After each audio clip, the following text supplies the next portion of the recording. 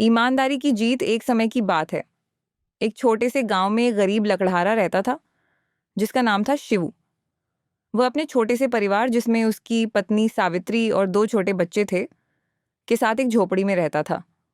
Shifu रोज सुबह जंगल में जाता, लकड़ियां काटता और उन्हें बाजार में बेचकर जो थोड़ा बहुत पैसा मिलता उसी से घर का खर्च चलाता। उसकी जिंदगी मुश्किल थी लेकिन वह हमेशा मेहनत और ईमानदारी के रास्ते पर चलता था। गांव वाले उसकी सादगी और सच्चाई की बहुत इज्जत करते थे। एक दिन हमेशा की तरह शिवू जंगल में लकड़ियां काट रहा था। उसकी पुरानी लोहे की कुल्हाड़ी जो उसके पिता की निशानी थी उसका एकमात्र सहारा थी। वह नदी के किनारे एक पेड़ काट रहा था, तभी उसका पैर फिसला और कुल्हाड़ी उसके हाथ से छूटकर नदी की गहरी धारा में जा गिरी। शिवू ने उसे पकड़ने की बहुत कोशिश की लेकिन पानी इतना गहरा था कि कुल्हाड़ी नजर ही नहीं आई। वह नदी के किनारे बैठ गया और निराश होकर रोने लगा। हाय, अब मैं क्या करूंगा? ये कुल्हाड़ी मेरी रोजी रोटी का आधार थी। इसके बिना मैं लकड़ियां कैसे काटूंगा? मेरे बच्चे भूखे मर जाएंगे। शिवू ने आंसुओं के बीच कहा। उसकी आवाज में इतना दर्द था कि मानो प्रकृति भी उसकी पुकार सुन रही थी। तभी नदी के पानी में से एक चमकदार प्रकाश निकला और एक देवता प्रकट हुए। उनके चेहरे पर दयालु मुस्कान थी।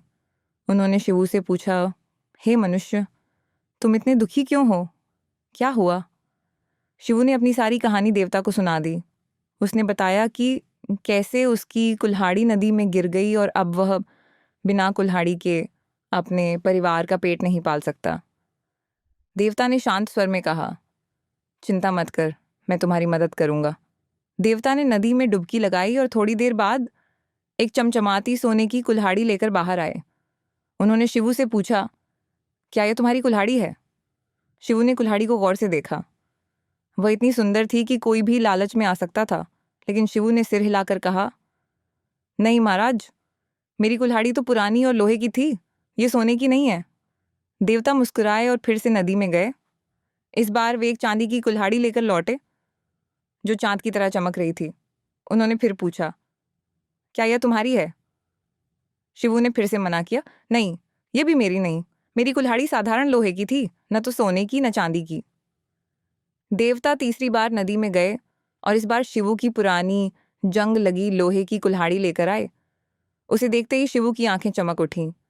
वह खुशी से बोला, हाँ, यही मेरी कुल्हाड़ी है। बहुत बहुत धन्यवाद महाराज।